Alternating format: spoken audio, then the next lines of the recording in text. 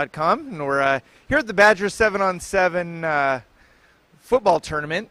And Coach Peck, you're one of the coaches, obviously, in this event. Tell us a little bit about your involvement in this event over the years.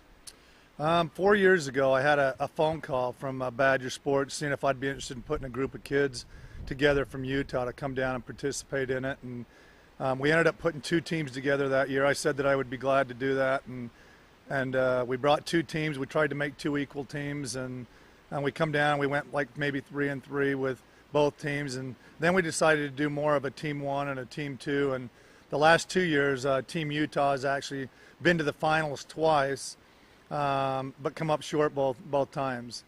This year, I know it's bigger than ever. I think there's probably close to 40 teams of some of the best kids in the West. It's considered the West Nationals as far as 7-on-7. This year was the first year that they're also having a lineman competition. The linemen are over there working out right now, and we think we've got a great group of kids, to go out and perform. This year we'll find out here in just a little bit, but we're excited. And more than anything, I think what it's done is help promote football in the state of Utah. I think the national people are a lot more aware of what kind of kids we have in the state of Utah because of, us coming down here and performing really well. So would you say, now obviously there's teams from all over the West, pretty high-profile kids from all over the West. Over the course of your years involved in this particular thing, I mean, how accurate a measuring stick is this for Utah and the state of prep football in our state versus some of the other states? I think it's good. I think as far as coming and competing against other teams, like 2 years ago, we played a team that had 6 or 7 kids that already committed to USC. Well, you go out there and now you perform against those kids. You find out real quick, how you stack up. And obviously our kids have stacked up pretty well the last couple of years.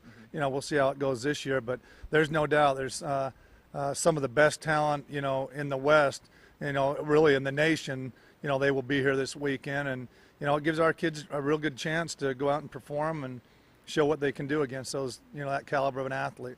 Sure. Now, with it being an event where there's not, tackling drills and a lot of the physical contact that's normally associated with football, does that take anything away? I guess it's easy to compare the skill side of it. Is that kind of strictly what you're basing it on? I think what you really find out which kids can cover as far as defense, and you find out which kids can make, catches and make plays, and you find out which quarterbacks can make the throws, in tight situations and under pressure. And, it's not real football. I mean, it's not the contact like it would be when you have pads and stuff, but I think you still find out a lot about your kids, and who can play and who can't. Sure. So, obviously you obviously have an excitement for this, and you like seeing the comparison, something you're planning on staying involved with for a long time? Yeah, I think as long as I'm, coaching high school football, I'll still be involved with these kind of things because I think it's great. You get to meet some tremendous kids, their families, the parents, and it's kind of fun to go out and play those same kids later on in the year when we meet, when we play each other, and I think there becomes more of a respect among the coaches and even these players. So then when we go on our teams play each other, it's more about respect than trying to put it in your face and stuff. I think it's it's just a good all the way around. Sure. Let's talk a little bit about players specifically. Not specifically, but starting with the teams. How do the teams get selected? How do you know which kids are going to be playing? There's about 4 of us coaches. Mike Favero from Logan is the head coach of the Team 2. And then Brandon Matich from East High School, the head coach at East High School.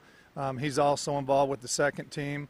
And then I have my JV head coach, Josh Johnson, will be calling the offense for Team 1, and I'll be doing the defense. And we'll get together, and after making a lot of calls, to different high schools and asking them what kids do they think could go on and play college ball, and we try to get as much information we can. We have the meeting, and then we select a Team 1 and a Team 2. Sure. And this year there's actually going to be a Team 3 out of Southern Utah and some of the smaller schools that'll also be coming to compete, and they'll be coached by Ray Hosner from Pineview. Excellent. You talked about in past years you had some pretty good success the last couple of years. It sounds like making it to the finals and not being able to cash in. But this year, what are the expectations for the squads you have here this time? You know what? You never know because you have no idea what the competition's going to be like or how much time they've put into it. And I think we've got a great group of kids, and hopefully they'll go out and compete and have a good experience. And in the end, of course, we always would prefer to be one of the last teams standing than going home early. But we'll see how it goes. And it's really hard to, it's not like we know anybody from the other schools or the coaches or anything. It's always a crapshoot as far as that goes. And it's probably an appropriate term, considering where we're playing this. It is Vegas, right? It is Vegas. Vegas. It's a roll of the dice, baby. I guess quickly, kind of doing a little bit of research on this, and they're going to list a lot of the players. This is a national event. This isn't the only place they hold this, so they're going to throw some of the sexier names from the past of, who's gone to what school and done different things. In terms of the kids you have on your squads for the Team Utah teams, any kids maybe more high profile getting some real big commitment offers? Chase Hansen from Lone Peak played with us with Team 1 a year ago, and he's already been offered at a number of schools. And I know him, specifically, and I'm sure that there's a number of other kids. Well, I know that have offers. The lineman competition that's going on right now, I know the Fanaika kid from PG has already got 3 or 4 Pac-10 offers. Lola Talele, one of our Bingham linemen, has offers at BYU Utah. Those are just a couple kids that I know of right off the top that have offers already. And, some of these kids are down here, hoping they can come out and prove themselves and get a chance to maybe have somebody see them or have somebody promote them and get an opportunity to play. Sure. In terms of recruiting, obviously you get contacted by people. You have had a lot of high-profile kids, Harvey Lange, obviously, several others over the years. It was always kind of said before, it was sort of the assumption, well, is a kid going to go to BYU, Utah State, Weber State, any of those kind of schools? But the last few years we've seen Ohio State, LSU, different schools here and there looking at different kids in Utah. What does that tell you about the talent and the state of it here in our state? Yeah, I think every year, this is my 27th year as a football coach in the state of Utah, and I think every year it's got better and better, and the state's gained more respect nationally. And there's no question that a lot of the big schools, I can't even tell you the number of schools that have come through Bingham, looking at our kids this past year. We had 15 kids that signed to go play football, and there'll end up being 19 or 20 of them actually have a chance to play college football. And I know there's a lot of programs that are doing a great job, and people, they know that there's good kids in the state. And like I said, I think this weekend just helps promote that. Yep. Coach Dave Peck of the Bingham Miners, and here with Team Utah at the Badgers 7-on-7 tournament.